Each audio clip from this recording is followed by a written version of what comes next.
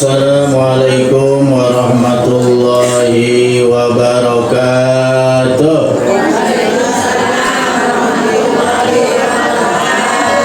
Yang jawab salam saya doain sehat walafiat, panjang umur, murah rezekinya, buat ibadah di bulan suci Ramadan. Assalamualaikum warahmatullahi wabarakatuh.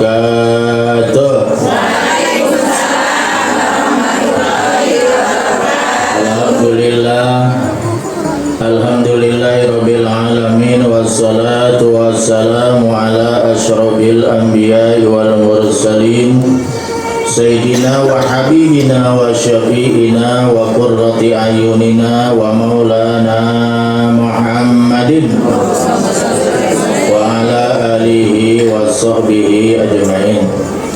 Qala Allah ta'ala bi kitabihil karim, a'udzu billahi minasy syaithanir rajim. Ya ayyuhalladzina amanu kutiba alaikumusiyam kama kutiba alal ladzina min qablikum la'allakum tattaqun. Wa qala Rasulullah sallallahu alaihi wasallam, man shoma ramadhana imanan wa ihtisaban ghufira lahu ma taqaddama min dhanbi. Rabbi shrah li sadri wa yassir li amri wahlul 'uqdatam min lisani yafqahu qawli. Rabbi zidni ilman nafi'a warzuqni fahman jaida bil lail wa nahar. Allahumma faqihni fid din wa 'allimni ta'wilah. Amma ba'du. Yang saya hormati yaitu Ibu Ustazah Haja Kisah, Ibu Ustazah Neneng, pembawa acara Haja Atika, jamaah sekalian yang tidak bisa saya absen satu-satu karena bukan anak sekolah ya. Tapi insya Allah kehadiran kita semuanya dicatat oleh malaikat Allah. Bahkan dari mulai kita melangkah aja dari rumah itu sudah dicatat sebagai nilai ibadah ya. Insya Allah satu langkah satu pahala, satu langkah satu dosa digugurkan oleh Allah Subhanahu wa ta'ala. Itu saking mulianya majelis ilmu. Sampai Nabi mengatakan majelis ilmu itu, majelis alim kemuliaannya sama dengan taman surga, ya raudhatun min riyadil jannah. Mudah-mudahan karena kita sering duduk di taman surga, di majelis taklim, mudah-mudahan kita nanti duduk benar di taman surga di akhirat, di surga Allah Subhanahu wa ta'ala. Juga yang saya hormati guru kita juga Ananda Ustazah Haja Nuris beserta Umi Haja Amamenah ya. Mudah-mudahan beliau semuanya diberikan kesehatan lahir dan batin sehingga dikuatkan oleh Allah untuk ibadah di bulan suci Ramadan. Para jamaah sekalian, saya tidak akan membahas masalah rukun puasa, syarat-syarat puasa, mungkin nggak perlu waktunya, tapi ya saya lebih mengutamakan bagaimana nanti puasa kita, ibadah Ramadan kita nggak sia-sia. Nah itu yang penting, betul ya? Kita sudah bertempur 1 bulan penuh, kemudian tapi sia-sia tidak diterima oleh Allah Subhanahu. Ini yang kita khawatir ya. Tarawih kita enggak diterima, baca Quran kita enggak terima. Nauzubillah min dzalik. Kok begitu? Iya, karena ada sebuah hadis Nabi begini, man shaqam min shaimin laisa lahu min siyamihi ilal juwal atas. Dalam hadis yang lain, rubba shaimin, tidak sedikit orang yang berpuasa di bulan suci Ramadan tetapi laisa lahu min siyamihi, tidak ada nilai baginya akan dari puasanya ilal juwal atas, kecuali cuma dapat lapar dan haus. Rugi gak tuh? Nah, cuma dapat lapar dan haus, gak ada pahalanya di sisi Allah. Padahal ibadah Ramadan itu pahalanya luar biasa ya. Karena ibadah Ramadan itu adalah ibadah yang disyariatkan khusus untuk umatnya Nabi besar Muhammad Sallallahu Alaihi Wasallam. Oleh karena itu, supaya ibadah puasa kita ini nanti diterima, maka lakukanlah 3 hal sebelum kita berpuasa. Jadi sebelum kita memasuki Ramadan, sebaiknya kita lakukan 3 hal ini. Yang pertama, minta redho kepada kedua orang tua. Kenapa begitu? Karena ridollah fi ridol walidain wa suhtullah fi suhtil. Ridhonya Allah itu karena ridhonya orang. Murkanya Allah, marahnya Allah karena marahnya kedua orang tua. Tuh begitu pentingnya. Makanya di dalam Al-Qur'an dikatakan wa qadha rabbuka alla ta'budu illa iya wa bil walidaini ihsana. Allah telah mewajibkan kita untuk menyembah ibadah hanya kepada Allah dan tidak mensyirikannya, tidak mencari Tuhan yang lain. Betul kan? Tiap hari kita membaca apa tuh? Asyhadu an la ilaha illallah dalam salat ya. Wa asyhadu anna Muhammadar, apa tuh artinya? Bangga. Aku bersaksi tidak ada Tuhan yang patut disembah, yang patut diibadahi kecuali hanya Allah, lain bukan. Wa asyhadu anna Muhammadar Rasulullah, dan bahwa Nabi Muhammad itu adalah utusan Allah. Jadi apa yang dibawa oleh Nabi Muhammad itu semata-mata wahyu dari Allah Subhanahu. Maka nggak ada alasan kita untuk tidak patuh mengikuti ajaran Rasulullah Sallallahu Alaihi Wasallam. Nah itu.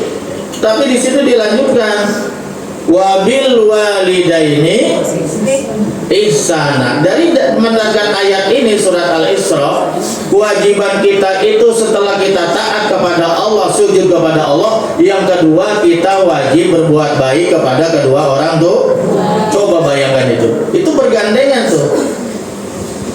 Sujud, Allah mewajibkan taat sujud kepada Allah, yang kedua berbuat baik kepada orang tua. Apa artinya tuh? Biar dia itu soleha habis, ibadahnya luar biasa tuh. Jangankan yang wajib, yang sunnah juga pada habis tuh. Saking solehanya tuh perempuan tuh ya, luar biasa. Kalau kita makan standar aja kita mah ya. Ini mah soleh banget, soleha banget, luar biasa ahli ibadah, tapi durhaka sama orang tua. Itu semuanya ibadahnya sia-sia dan ditolak oleh Allah Subhanahu wa ta'ala. Oleh karena itu, khususnya yang orang tuanya masih ada ya, yang orang tuanya masih banyak nggak sini orang tuanya masih ada? Nah, orang tuanya yang masih ada sebelum puasa silaturahim. Cari tuh orang tua kita ada di mana? Di mana? Kalau adanya di Singapura, apa di dapur? Adanya di kampung karena jauh, bagaimana? Tidak ada alasan untuk tidak berbicara sama orang tua. Tinggal angkat telepon, ya video call, kita bisa ngobrol, bisa melihat wajah orang tua kita. Betul nggak? Bisa begitu bisa? Kalau nggak bisa terlalu, kata Roma Irama. Tega sekali kau ya. Orang tua nih Bu, orang tua nih kayak kita yang udah pada tua-tua, betul ya? Terkadang tidak berpikir rumah yang bagus buat apa, betul ya? Rumah yang gede, yang mewah untuk apa? Orang udah tua, betul ya? Kadang-kadang orang tua tuh tidak berpikir kendaraan yang mewah, tidak. Terkadang juga dia tidak berpikir uang yang banyak, tapi yang dia pikirkan bagaimana anak-anaknya memperhatikan gak sama dia, betul gak? Orang kalau udah tua tuh pengen ditanya, betul ya? Ditanya aja udah seneng, betul?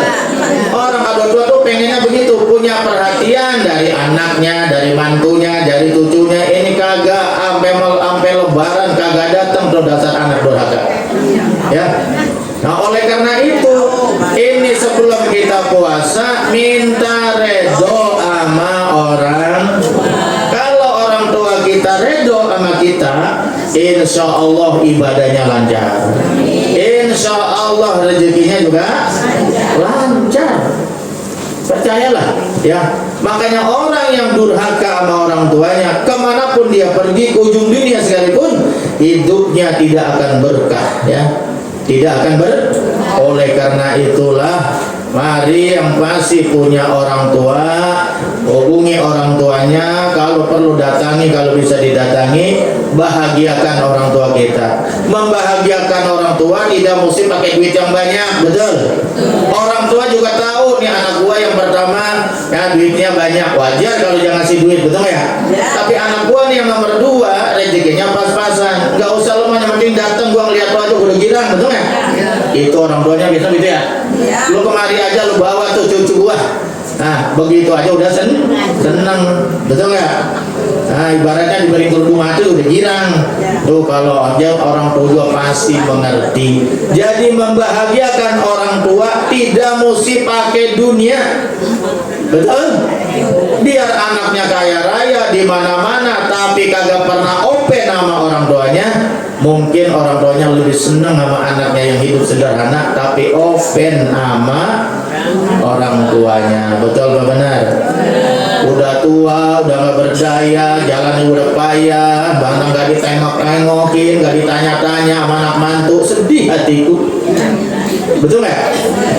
Begitu. Jadi bagian orang tua tuh begitu ya. Tidak harus ngasih uang yang banyak, tidak.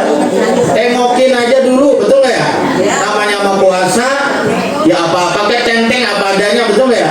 Udah girang itu juga. Ya, betul nggak? Betul.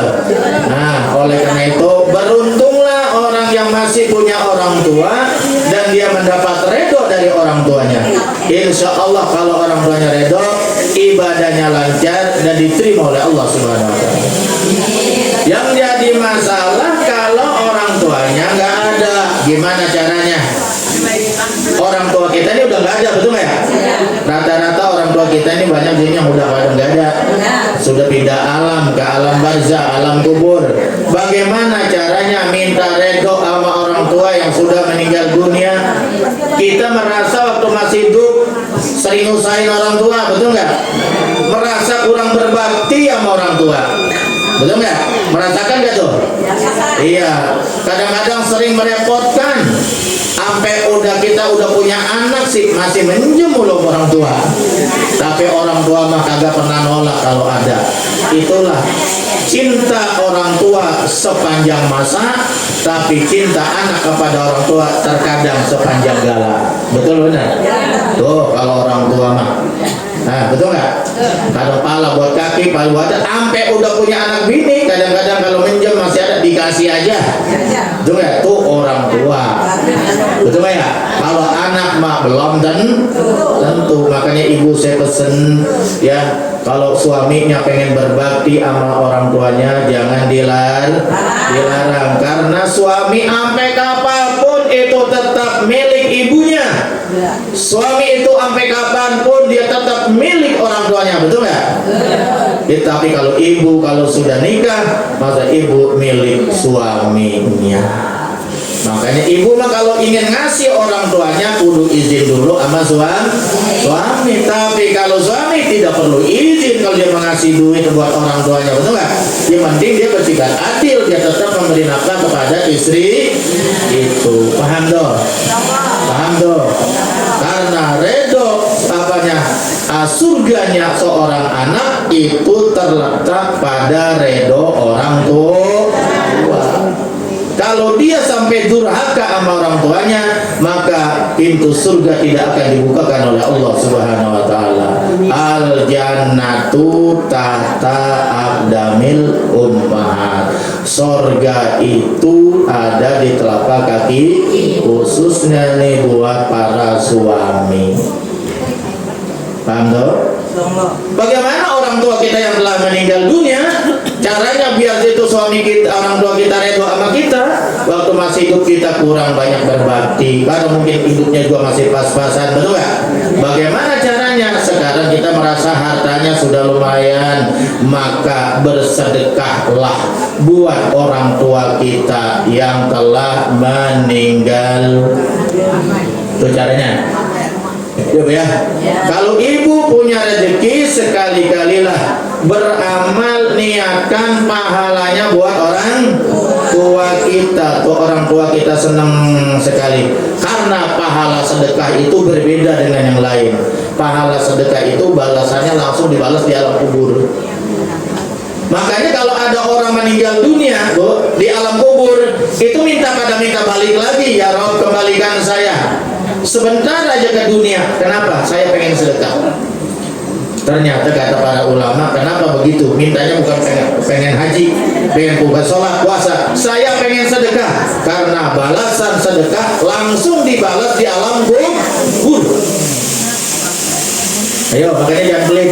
Kalau pengen kuburnya lega, kalau pengen kuburnya terang, betul ya?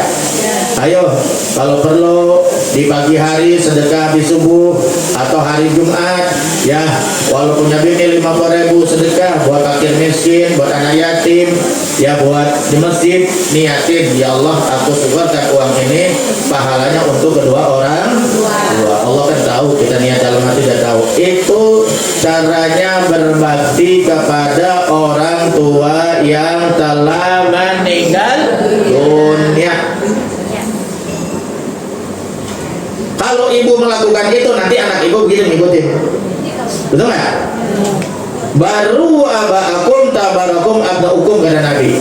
Berbaktilah kepada bapak dan ibu kamu, orang tua kalian, maka nanti anak-anak kalian kalau kalian udah tua, dia pun akan berbakti kepada kalian.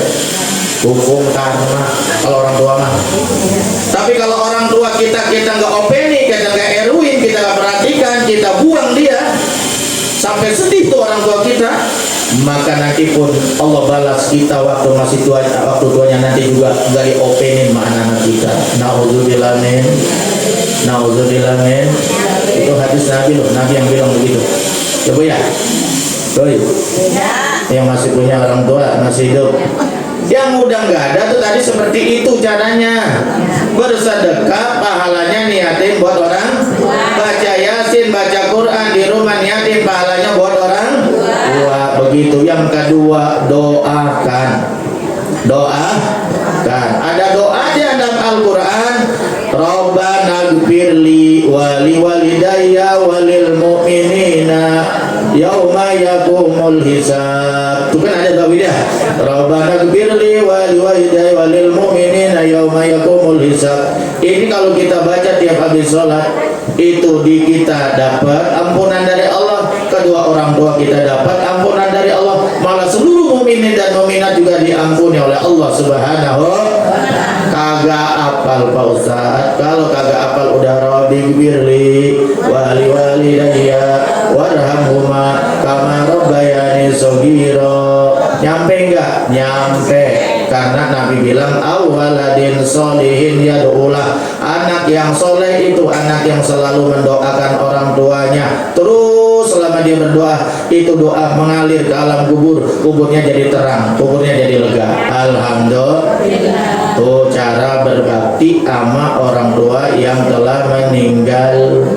Yang kedua kata Nabi, wal istighfaru lahuma, istighfarkan orang tua kita yang telah meninggal. Istighfarkan, mintakan ampun kepada Allah supaya dosa-dosa orang tua kita diampuni oleh Allah Subhanahu. Ya, kita baca istighfarnya. Astaghfirullahaladzim li wali walidayya, astaghfirullahaladzim. Nah, biar khusus sambil bayangkan wajah orang tua kita. Insya Allah sampai ke alam kubur orang tua kita tersenyum.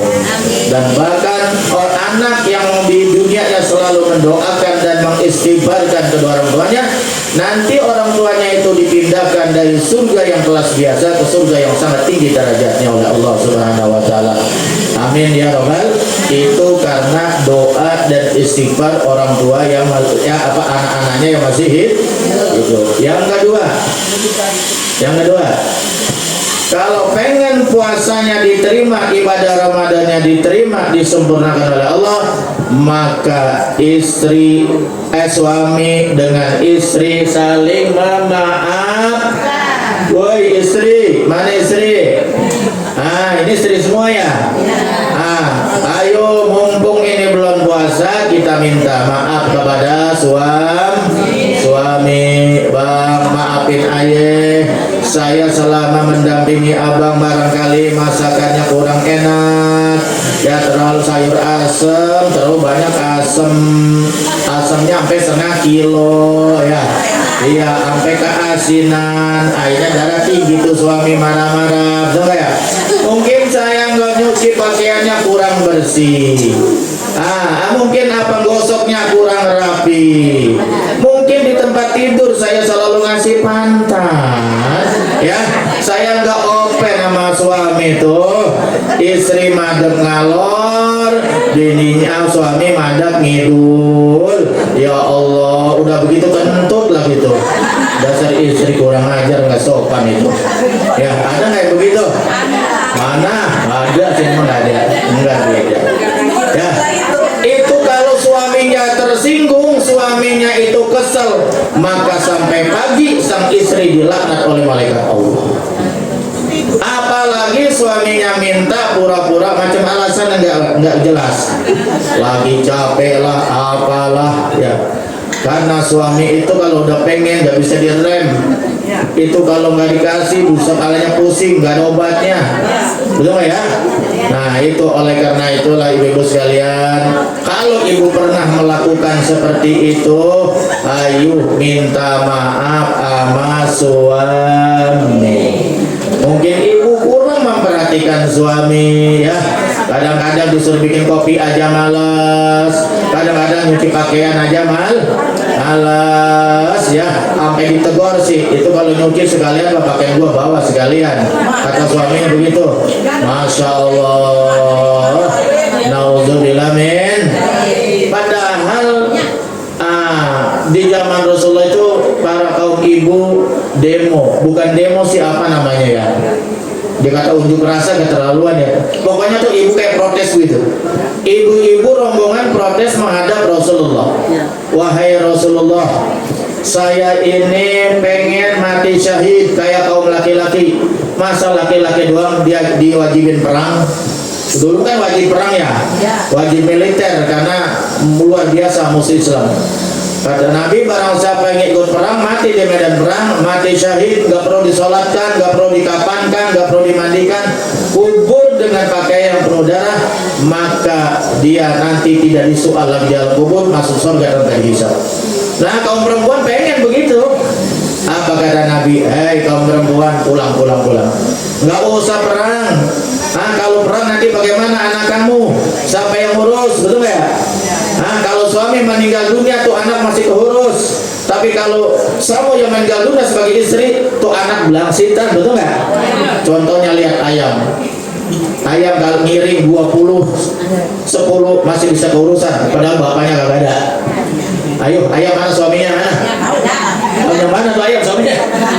Ayam itu kalau udah netes 10, 20 bisa jauh urus, betul nggak? Tapi kalau suami belum tentu, betul nggak ya? Nabi tahu, makanya kata Nabi, pulang.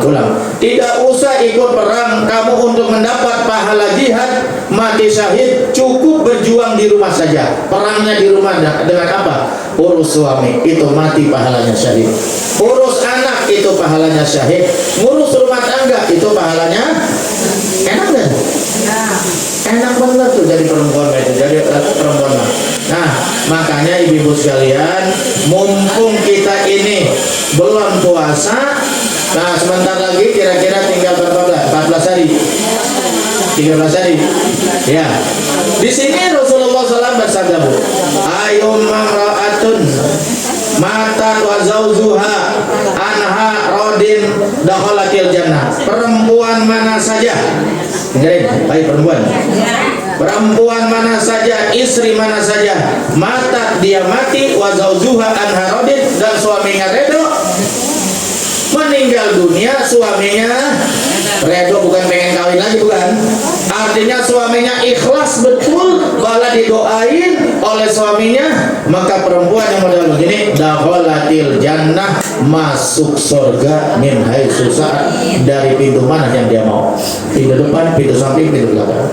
Jadi perempuan itu gampang, Bu, sudah dapat jaminan asal dia taat kepada suaminya, dia patuh kepada suaminya, suaminya redho, mati meninggal dunia masuk surga. Bisa gak? Waduh, ya enak. Kalau suami kan beneran tanya dulu bagaimana tanggung jawabnya sama istrinya, bagaimana tanggung jawab sama anak-anaknya, betul gak? Ya Bu ya? Nah di dalam keterangan yang lain, ija sholatil mar'atu, apabila seorang perempuan itu sholat khamsaha, yang 5 waktu. Sholat 5 waktu dikerjain dengan benar nih, coba ya.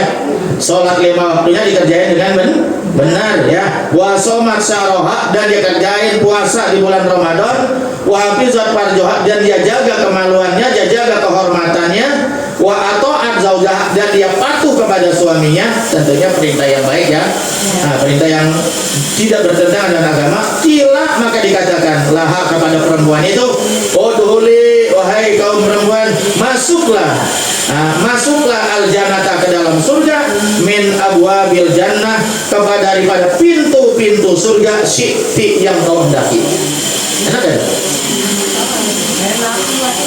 Asal taat sholat, biar sholatnya cuma 5 waktu aja, tapi sholatnya benar. Puasa baru Ramadan doang, asal puasanya benar ya. Kemudian juga dia taat kepada suaminya, dia jaga kehormatan dirinya. Maka orang semacam ini nanti kata Allah, masuklah ke dalam surga dari mana pintu yang kau kehendaki. Pintu surga ada berapa? Ada 8. Silakan mau masuk yang mana? Alhamdulillah. Makanya syaratnya 1, dapat redo suami. Tanya ntar pulang, redo enggak? Suaminya tanya, ya. Suaminya tanya, ya redo apa kan? Abang redo enggak sih sama saya bang? Iya, makanya nih sebelum Ramadan minta suami pun begitu sama, jangan gengsi. Suami juga minta maaf sama mungkin selama ini jadi suami belum bisa membahagiakan istri sebagaimana mestinya, suami juga minta maaf, gitu ya. Itu masalahnya, beratnya di situ. Kalau perempuan, surganya tergantung redo suami. Makanya ibu biar rajin ngaji, 1 minggu 4 giliran, tapi suaminya nggak redo, pintu surga masih dikunci. Tuh kalau perempuan. Kalau suami beda, biar suaminya ahli ibadah tapi durhaka kepada ibunya, durhaka kepada bapaknya, pintu surga nggak dibuka. Masing-masing jalurnya. Ayo, makanya ntar saya tanya, tegesin, bang, abang redo nggak sih sama saya? Halo, halo. Hah? Halo.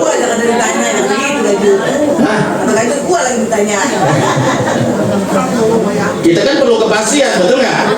Itu ya, paham ya? Nah, itu. Apalagi yang istri sering menyakitkan suaminya, tolong minta redo kepada suami sebelum berpuasa supaya puasanya lancar, ibadahnya diterima oleh Allah Subhanahu. Yang terakhir, yang ketiga, tadi minta redo sama orang tua udah ya, minta redo sama suami udah. Yang ketiga, harus saling memaafkan sesama muslim muslimah. Makanya ntar kita ada salaman tuh sekalian minta redo dalam hatinya, betul ya? Kenapa begitu? Ada sebuah kisah begini di dalam kitab Bulughul Muslim yang ditulis oleh seorang ulama besar dari Mesir kalau masalah, Muhammad Al-Ghazali. Di sana diceritakan ada seorang ibu perempuan, contohnya perempuan, maaf ya, hadisnya begitu. Ada seorang perempuan ahli ibadah, wah ngajinya rajin berapa giliran gitu, pakaian seragamnya juga beda-beda walaupun ngedidik ya. Nah, udah begitu ngedidik nggak bayar lagi, mati bawa utang, nauzubillah min. Aduh, ibadah luar biasa nih perempuan. Hablum minallah, hubungannya kepada Allah baik sekali, kalau di sholat soleha banget. Tapi sayang perempuan ini sama suami sering benda, sama suami sering nyakitin hati. Pokoknya sama suami nggak bagus, sama tetangga kagak pernah akur, sama saudara kagak akur. Jadi sama Allah baik, tetapi kepada manusia hubungannya nggak bisa.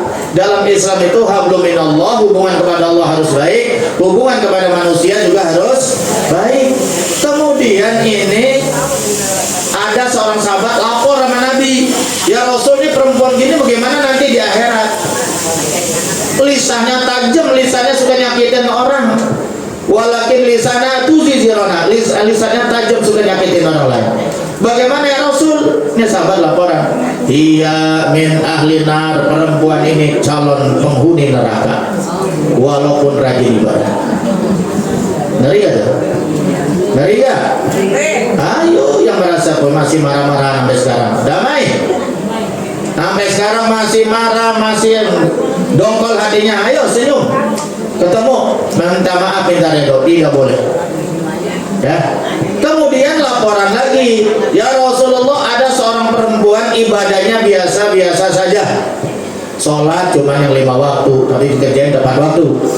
Ya, setiap awal waktu dikerjakan. Yang kedua, puasanya cuma Ramadan saja. Tetapi akhlaknya luar biasa, sama suaminya luar biasa, sama tetangga luar biasa, sama saudara luar biasa, akur, damai, tentrem. Bagaimana ya Rasul? Hiya min ahlil jannah, perempuan ini calon penghuni surga. Padahal ibadahnya biasa-biasa aja, tapi akhlaknya luar biasa di hadapan suami, di hadapan mertua, di hadapan tetangga, baik sekali akhlaknya. Maka dia ini nanti salah satu penghuni surga. Ini pada aku nggak ada kakak. Ayo, untuk masih melengok saya lima tangga. Sebelum apa-apa juga yang harus kita bagi tetangga, betul nggak ya? Karena kalau ada apa-apa yang nolongin siapa? Tetangga terdekat, tuh ya. Ya Bu ya. Nah, makanya kata Nabi, la yahillu li muslimin ayahjura akhahu fawqa salasi layalin. Tidak halal seorang mukmin laki maupun perempuan marah lebih dari 3 hari. Haram hukum. Kalau tidak halal berarti kan haram. Di sini bahasanya bukan haram, la yahillu, tidak halal berarti haram. Mafhum mukhalafahnya berarti haram. Tidak halal marah lebih dari 3 hari. Marah kok pakai 7 turunan, 3 lebaran kagak datang. Mau loga apa kita? Sombong bener kita. Allah saja maha pemaaf. Sebesar apa dosa kita, masih lebih besar ampunan Allah, betul gak? Makanya nanti yang masuk surga bukan orang yang gak punya dosa, gak ada soalnya. Nanti calon surga itu orang yang berdosa tapi tobat, orang yang berbuat salah tapi minta maaf. Ya, kullu bani Adam khata'un. Setiap manusia itu keturunan Adam pasti punya salah. Wa khairul khata'ina at-tawwabun. Dan sebagus-bagusnya orang yang salah, kata Nabi, orang yang mau minta maaf dari kesalahan itu. Dia mau bertobat dari kesalahannya. Oleh karena itu, saya pribadi termasuk ya keluarga saya, karena saya ini ngajar ibu setiap minggu dan juga Ustazah Nuris, tolong kalau ada salah-salah kata, salah tindakan, mohon dimaafkan. Kayak Pak Harto, dimaafkan. Dimaafin apa kagak? Kalau kagak dimaafin, sedih banget hatiku. Aku sampai nggak bisa tidur semalam, jam 2 aja belum pules mikirin ibu-ibu meminta maaf. Ilok saya nggak dimaafin ini ya. Jangan gengsi. Emang kalau guru minta maaf murid nggak boleh? Boleh, betul nggak ya? Boleh. Emang orang tua minta maaf ke anak nggak boleh? Boleh. Emang kenapa nggak boleh? Kita saling kudu mama maaf. Saya memaafkan ibu, ibu memaafkan saya. Ibu mah biar belum ucap sama saya sudah maafin. Saya redo, saya ikhlas dunia akhirat. Ya Bu ya. Ibu juga begitu, maafin saya Bu ya Bu. Biar kita sehat lancar ibadahnya. Ketemu lagi nanti setelah lebaran dengan sehat walafiat. Amin ya robbal al-Fatihah. A'udzubillahi minasyaitonirrajim. Bismillahirrahmanirrahim. Alhamdulillahirabbil alamin arrahmanirrahim maliki yaumiddin. Iyyaka na'budu wa iyyaka nasta'in ihdinas siratal mustaqim. Siratal ladzina an'amta 'alaihim ghairil maghdubi 'alaihim waladdallin. Allahumma bihaqqil Fatihah wa bisirril Fatihah. fatihatil fatihah. Ya barijal ham, ya kashifal gham, ya man libadi yakbir wa yarham, ya dafi al-bala ya Allah, ya dafi al-bala ya Rahman, ya dafi al-bala ya Rahim. Allahumma sabitna bil iman, wa sabitna bil tauhid, wa sabitna bil ma'rifah, wa sabitna bi husnil khatimah.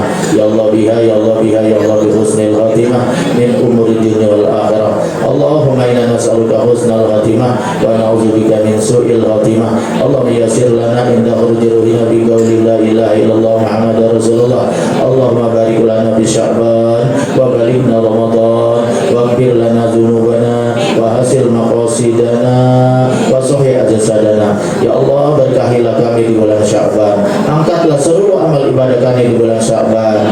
Terimalah dan sempurnakanlah amal ibadah kami selama 1 tahun ya Allah, dan pertemukanlah kami pada tahun yang akan datang ya Allah. Sampaikanlah umur kami, kesehatan kami dimasuki bulan suci Ramadan ya Allah, dan kemudian sehat. Ampunilah segala dosa-dosa kami ya Allah, amin ya rabbal alamin. Allahumma taqabbal awsil sawa ma qara'nahu minal qur'anil azim wa masabatu wa masabagna wa sallaita wa ala sayyidina habibina Muhammadin sallallahu alaihi wasallam hadiyatan minna wa silahmatan nazilah wa sallallahu habibina wa syafi'ina wa qurrati ayunina Muhammadin sallallahu alaihi wasallam summa ila jami'il qulub minal muslimin wal muslimat wal mu'minin wal mu'minat masyaril adil wa maghrib abadi wa asma'al abadina wa ummatina jaddatina wa masallim wa hakun alaina ila rahi al-mazkurin. Allahumma ighfir lahum warhamhum wa'afi wa'fu anhum wa wasi' madkhalahum wa akrim nuzulahum wa wasi' madkhalahum wa tahrimna ajrahum wa la ta'tina ba'dahum wa ighfir lana wa lahum alladhina sabaquna bil iman